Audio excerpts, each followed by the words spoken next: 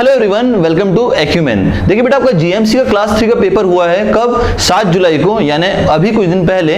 और उसका पूरा का पूरा प्रोविजनल आंसर की आ गया है। पेपर का एनालिसिस लेके आया हूं मैं। बट इस पेपर को देख के ना मुझे थोड़ा दुख हुआ, क्योंकि अब ना ये पेपर का लेवल कहीं से कहीं तक भी डिप्लोमा लेवल का रहा ही नहीं है। ठीक है, हाँ, अगर हम मेजोरिटी सब्जेक्ट्स की बात करें तो वहां पे फिर भी आज भी इसका लेवल डिप्लोमा के बराबर दिखता है। जैसे कि हम सर्वेइंग की बात करें, हम थोड़ा बहुत स्ट्रक्चर्स की बात कर लें, हम थोड़ा बहुत सोम की बात कर लें, ठीक है, एनवायरनमेंट की बात करें, तो यहाँ पे फिर भी दिखता है कि हाँ थोड़ा बहुत डिप्लोमा लेवल का बच्चा बना भी लेगा। बट जैसे जैसे हम लोग और टफ सब्जेक्ट की तरफ बढ़ते जाते हैं, जैसे हमारा जियोटेक हो गया, जैसे हमारा ट्रांसपोर्टेशन हो गया, हाइड्रोलॉजी, इरिगेशन हो गया, ठीक है, आरसीसी हो गया, स्टील स्ट्रक्चर हो गया, तब कहीं ना कहीं लगता है कि ये पेपर ना अब धीरे धीरे डिप्लोमा लेवल के बच्चों के लिए खत्म होता जा रहा है। पता नहीं क्या कर रहा है ये पूरा का पूरा जीएमसी का जो पेपर जिसने कंडक्ट करने वाला जो बॉडी था, उसने क्या सोच के पेपर डिजाइन किया, मेरे को तो कुछ समझ में आया ही नहीं इस पूरे पेपर को देख के। ठीक है, आपने अगर इसका डिटेल सिलेबस देखा हो, अगर आपने इसका डिटेल सिलेबस देखा हो तो जरा ध्यान से देखना। ये 3 चीजें ऐड की गई थी। चलो ये तो हमारा पहले भी आता था, सिविल इंजीनियरिंग इन गुजरात के अंदर से इंपॉर्टेंट बिल्डिंग, मॉन्यूमेंट्स, ठीक है, historical as well as modern construction जो थे हमारे गुजरात के अंदर, वो तो पहले भी आते थे। ठीक है, तो यहाँ से कोई दिक्कत नहीं हुई है मुझे, ये तो ठीक है आता ही था। जैसे कि स्टैचू ऑफ यूनिटी की हाइट पूछ लिया, ठीक है, नर्मदा कैचमेंट एरिया पूछ लिया, तो ये सब तो पहले भी पूछता था। दिक्कत कहाँ हुई? दिक्कत इन 2 टॉपिक से है मुझे। ठीक है, इन 2 टॉपिक से। अगर आप पूरे डिप्लोमा का सिलेबस उठा के देख लीजिए तो डिप्लोमा के सिलेबस में कहीं पे भी प्लास्टिक वेस्ट इन रोड कंस्ट्रक्शन का कुछ बात ही नहीं किया गया है, कहीं बात नहीं किया गया है डिप्लोमा के पूरे सिलेबस में। ठीक है, सेम चीज design, construction and maintenance of road, ठीक है, ट्रांसपोर्टेशन का पोर्शन है, ये तो फिर भी ठीक है। बट ये वाला हिस्सा मुझे लगता नहीं है कि भाई इतना इंपॉर्टेंट है as per the diploma point of view. अगर आप डिग्री वाले को भी इसका क्वेश्चन दे दोगे ना तो 2 बार वो भी सोचेगा करने से पहले कि मुझे ये क्वेश्चन आता भी है कि नहीं आता, मैंने कहीं पढ़ा भी है कि नहीं पढ़ा है। तो ये वाला पोर्शन मुझे लगता नहीं है कि इतना पूछना चाहिए था पेपर में, पर पूछा गया है। ठीक है, और अच्छा खासा पूछा गया है। नेक्स्ट हम बात करते हैं, ये जो एक वर्ड दे दिया ना, current trends and recent advancement, पूरा का पूरा मजाक करके चला गया ये चीज। आपसे भैया आर्टिफिशियल इंटेलिजेंस तक का क्वेश्चन पूछ दिया गया है पेपर के अंदर। मतलब मुझे समझ में नहीं आया कि पेपर डिजाइन करने से पहले इनने एक बार भी सोचा कि नहीं सोचा कि पेपर कौन सा सेट करने जा रहे हैं। एक क्लास 3 का पेपर सेट करने जा रहे हैं, क्लास 1 का पेपर सेट करने जा रहे हैं। आप जरा ध्यान से देखेंगे अगर पेपर को, आप सब बच्चे पेपर देके आए हैं, ठीक है, थोड़ा सा आपको भी ये चीज सामने से बोलना चाहिए भैया। ठीक है, आपको भी इन चीजों के लिए आवाज उठानी पड़ेगी कि यार ये सब क्वेश्चंस डिग्री का बच्चा ना कर पाए, आप डिप्लोमा के बच्चे से एक्सपेक्ट कर रहे हो कि भैया ये क्वेश्चन वो बना लेगा। ठीक है, थोड़ा तो मतलब यार कुछ तो होता है ना कॉमन सेंस नाम की चीज, कि यार आप इतना सा पोर्शन आपने डाला किसके अंदर, सिलेबस के अंदर, और आपने वहीं से क्वेश्चन पूछ दिए। ये मुझे थोड़ा सा गलत लगा इस पेपर से कि यार गांधीनगर म्युनिसिपल कॉर्पोरेशन का पेपर है, म्युनिसिपल कॉर्पोरेशन पेपर का लेवल वैसे भी कितना होता है, बट आज की डेट में अगर हम देखें तो ये पेपर पर्टिकुलर पेपर में ये वाला हिस्सा जो था ना, ये मुझे लगता है क्लास 1 के टक्कर का दे दिया था इनने। ठीक है, आइए अब बात कर लें भैया वेटेज की, कि कितना परसेंटेज आया है वो तो पता करना पड़ेगा, और कट ऑफ किस साइड जाने वाला है वो भी देखना पड़ेगा। तो देखिए, जैसा मैंने आपको बताया था पिछला पेपर जो GWRDC का हुआ था, उसके एनालिसिस बताया था कि भैया बिल्डिंग मटेरियल सबसे इंपॉर्टेंट सब्जेक्ट बनता है किसी भी कॉम्पिटिटिव एग्जाम का। इसमें भी सेम 33 क्वेश्चन पूछा गया है, 16.5% का वेटेज है। मैं कहां से बता रहा हूं? 200 के टेक्निकल क्वेश्चन में से वेटेज बता रहा हूं मैं आपको। ठीक है, नाउ अगला यहां पे जो इंपॉर्टेंट बन गया, ठीक है, वो हो गया ट्रांसपोर्टेशन इंजीनियरिंग। ट्रांसपोर्टेशन क्यों इंपॉर्टेंट बन गया ना, क्योंकि इनने ये वाला जो हिस्सा दिया था design, construction and maintenance of road, ये वाला पूरा का पूरा पोर्शन इनने ट्रांसपोर्टेशन में खींच डाला। ठीक है, अब ट्रांसपोर्टेशन में खींच दिया तो वहां से क्वेश्चन की क्वांटिटी बढ़ गई, 25 क्वेश्चन आ गए 12.5% के। ठीक है, अगेन मैं बात करूं तो ब्रिज से ज्यादा क्वेश्चन नहीं आए, ब्रिज इंजीनियरिंग से क्वेश्चन आया ही नहीं है। ठीक है ना, टनलिंग से ज्यादा क्वेश्चन आए हैं, पर फिर भी 25 क्वेश्चन आए ट्रांसपोर्टेशन, जो अच्छा खासा वेटेज आया है यहाँ पे। सर्वेइंग मैंने कहा था पढ़ के जाना, अच्छा क्वेश्चन आएगा, क्वेश्चन इजी भी आए सर्वेइंग से, 24 क्वेश्चन पूछे गए हैं, 12% का वेटेज है।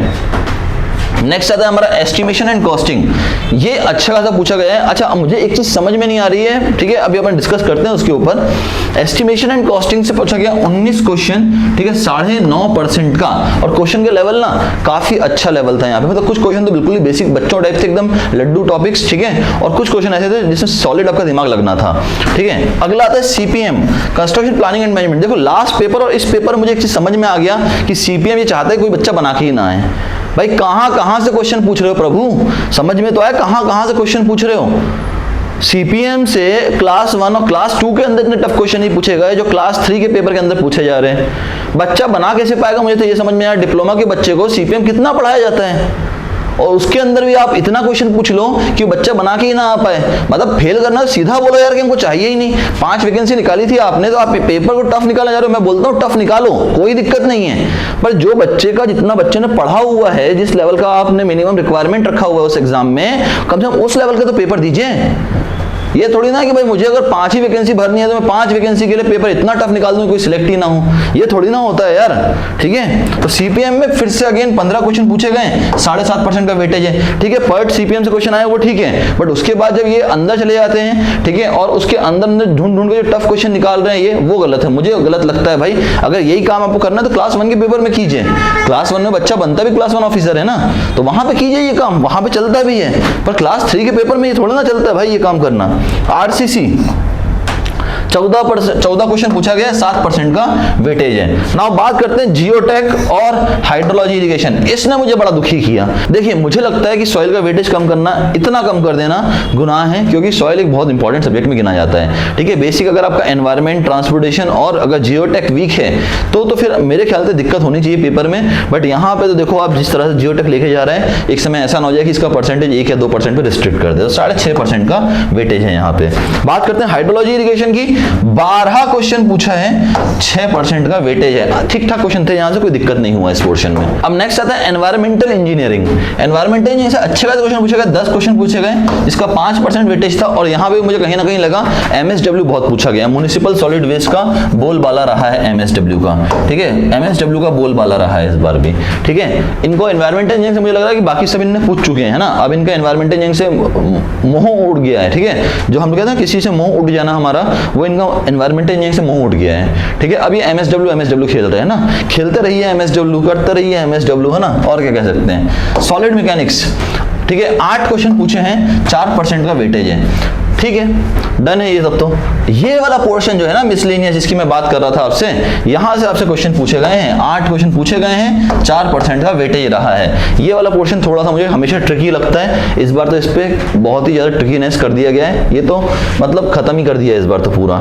ठीक है, स्टील स्ट्रक्चर धीरे धीरे इसका भी परसेंटेज रिड्यूस कर रहे हैं, 7 क्वेश्चन पूछे, 3.5% का वेटेज है। बिल्डिंग प्लानिंग, ये भी कुछ नया आया है भाई मार्केट में, बिल्डिंग प्लानिंग। ठीक है, मतलब मार्केट में तो बहुत सालों से चल रहा है, सिलेबस में कुछ नया है बिल्डिंग प्लानिंग। ठीक है, तो यहाँ पे 6 क्वेश्चन पूछे गए हैं, 3% का वेटेज है। ठीक है, स्ट्रक्चर्स और कहानी खत्म। बस स्ट्रक्चर के बाद जियोलॉजी तो 1 क्वेश्चन पूछा गया यहाँ पे, तो स्ट्रक्चर से पूछे गए 5 क्वेश्चन और जियोलॉजी से पूछा गया 1 क्वेश्चन, 2.5 और 1% का वेटेज है। नाउ बात करते हैं कट ऑफ की इस पेपर की। ठीक है, इस पेपर के अगर कट ऑफ की हम बात करें, थोड़ा ध्यान सुनिएगा। ठीक है, तो पहली बात, ये पेपर था आपका मॉडरेट टू डिफिकल्ट। पिछला इजी टू मॉडरेट था, ये मॉडरेट टू डिफिकल्ट पेपर था जितना मैंने देखा। हाँ, नॉन टेक थोड़ा सा आसान था, बट टेक तो ठीक ठाक था। मतलब ये भी नहीं कह सकते कि बिल्कुल कठिन था, ये भी नहीं कह सकते कि बिल्कुल आसान था। मॉडरेट था, मॉडरेट टू डिफिकल्ट की श्रेणी में हम इसको पेपर को रखेंगे। या तो आप इजी टू मॉडरेट रख सकते हो या मॉडरेट टू डिफिकल्ट। जीडब्ल्यूआरटीसी का पेपर इजी टू मॉडरेट था, ये मॉडरेट टू डिफिकल्ट था। ठीक है, हाँ, सीपीएम में क्वेश्चन को छोड़ दीजिए तो जीडब्ल्यूआरटीसी का पेपर बहुत अच्छा आया था। ठीक है, बनना चाहिए था वो पेपर आपसे। नाउ देखो, अब एक चीज तो बहुत अच्छे से क्लियर है, क्या कि जिस लेवल पे पेपर आ रहा है और अगर इसी लेवल से पेपर आने वाला है आगे के समय में, तो एक बात तो क्लियर है, सिर्फ डिप्लोमा की जो आपने पढ़ाई की है ना, सिर्फ डिप्लोमा की पढ़ाई, उससे तो काम नहीं चलेगा। मैं हमेशा आपको कहता हूं, जैसे कोई भी बच्चा क्लास 2 का एग्जाम दे रहा है ना, तो मैं हमेशा कहता हूं क्लास 1 की पेपर की प्रिपरेशन करो, उतना डिफिकल्ट प्रिपरेशन करो कि क्लास 2 तो क्लियर हो ही जाए। सिमिलरली कोई बच्चा क्लास 3 की प्रिपरेशन कर रहा है तो आपको एटलीस्ट क्लास 2 की प्रिपरेशन को करना चाहिए। कारण है, जिस लेवल पे पेपर को पूछ रहा है ना, अब क्लास 3 की प्रिपरेशन से वो पेपर अकेला नहीं निकल पाएगा, आपको एक लेवल ऊपर की तैयारी करनी पड़ेगी। और क्या दिक्कत है यार, कुछ क्वेश्चन ही तो एक्स्ट्रा सॉल्व करने हैं, कॉन्सेप्ट तो सारे के सारे वही हैं, टेक वही है, नॉन टेक वही है, कॉन्सेप्ट भी वही है, सिर्फ अंतर क्या है, नंबर ऑफ क्वेश्चंस के। ठीक है, तो क्वेश्चन हम सॉल्व कर सकते हैं ना। तो अगर अभी भी तुमको डाउट है कि भाई तुम्हारे से पेपर निकलेगा कि नहीं निकलेगा, क्योंकि पेपर देके आने का एक चीज समझ में आई थी, पेपर निकलेगा कि नहीं निकलेगा, इसका कट ऑफ रहेगा ऑन हायर साइड। मुझे लगता है जहां तक इसका कट ऑफ हायर साइड में रहेगा। तो अगर आपको समझ में आ गया कि भाई आपसे पेपर नहीं निकलने वाला है, और अगर अब चाहते हो ढंग से पढ़ाई करना, ठीक है, और पेपर को जानना कि भाई कैसे आपको पेपर का अप्रोच रखना चाहिए, ठीक है, तो वेबिनार प्लान्ड है, आपको ऑलरेडी पता है, पिछले वाले वीडियो में बताया हुआ है, अभी भी बता रहा हूं, ठीक है। कब प्लान है भैया? 13 जुलाई को प्लान किया, यानी इस सैटरडे को प्लान किया गया शाम को 6:30 बजे। जिनको ये वेबिनार ज्वाइन करना है फ्री ऑफ कॉस्ट है, बट रजिस्ट्रेशन करना मैंडेटरी है। कहां पर रजिस्ट्रेशन की लिंक दी है मैंने? डिस्क्रिप्शन में लिंक दी हुई है रजिस्ट्रेशन की। अगर वहां से भी नहीं कर पा रहे हो, ये QR कोड दिया हुआ है, जाइए स्कैन करिए, सीधा आपका फॉर्म खुलेगा, उसमें जाकर रजिस्ट्रेशन कर दीजिए। रजिस्ट्रेशन करने के बाद फिर हमारी टेक्निकल टीम आपको कॉल करेगी, और टेक्निकल टीम कॉल करेगी तो वो आपको बताएगी कि आगे का प्रोसेस कैसे करना है, आपको कैसे वेबिनार में आना है, ठीक है। ये सब हमारी टेक्निकल टीम आपको बता देगी। तो वेबिनार फटाफट से ज्वाइन कर लो, सबके सब वेबिनार के लिए रजिस्ट्रेशन कर दो, ठीक है। वेबिनार पूरा आप ही के लिए कर रहा हूं, ठीक है। मैकेनिकल इलेक्ट्रिकल के लिए वेबिनार अलग है, सिविल के लिए वेबिनार अलग है, ठीक है। सिविल के बच्चों का सिविल के स्ट्रक्चर के हिसाब से चलेगा, मैकेनिकल और इलेक्ट्रिकल का मैकेनिकल इलेक्ट्रिकल के स्ट्रक्चर के हिसाब से चलेगा। 2 वेबिनार अलग अलग प्लान किए गए हैं, ठीक है।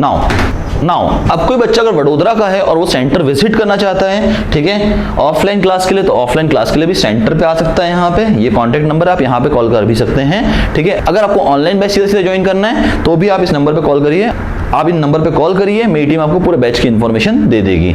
चलिए तो मिलते हैं नेक्स्ट वीडियो में। टिल देन सब्सक्राइब कर लो चैनल को अगर नहीं किए हो, नए वाले चैनल को JEE AE by Acumen, क्योंकि मैक्सिमम वीडियो वहां मिलने वाले हैं। आपके लिए GWRTC का सॉल्यूशन लाना शुरू कर दिया है। अगर GMC का भी सॉल्यूशन चाहिए तो फटाफट से कमेंट बॉक्स में डालिए, सॉल्यूशन चाहिए हमको, ठीक है। मिलते हैं नेक्स्ट वीडियो में। Till then bye bye everyone and thanks for your time.